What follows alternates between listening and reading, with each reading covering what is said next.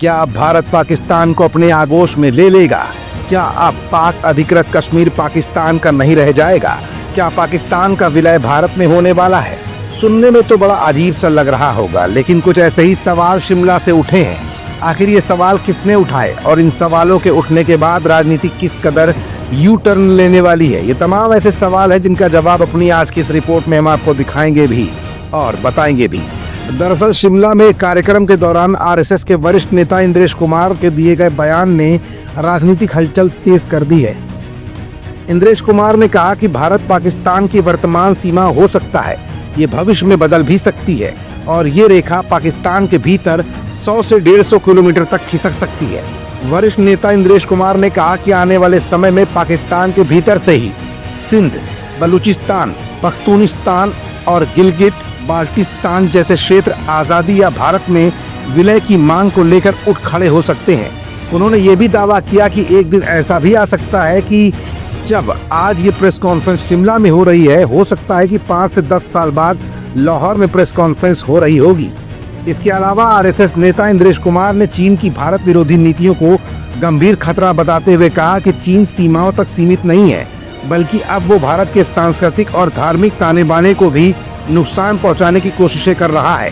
शिमला में मीडिया से मुखातिब होते हुए आरएसएस से वरिष्ठ नेता इंद्रेश कुमार ने कहा कि चीन तिब्बत में तिब्बती समाज और बौद्ध संस्कृति को खत्म करने की साजिशें रच रहा है और अब यही रणनीति भारत के सीमावर्ती क्षेत्रों में देखी भी जा रही है।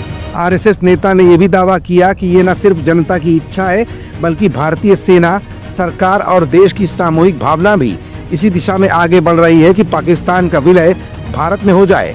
इंद्रेश कुमार ने आगे कहा कि पाकिस्तान, चीन और अमेरिका जैसे देश इस संभावना से डरते हैं कि भारत भविष्य में ऐसे हालात पैदा कर सकता है।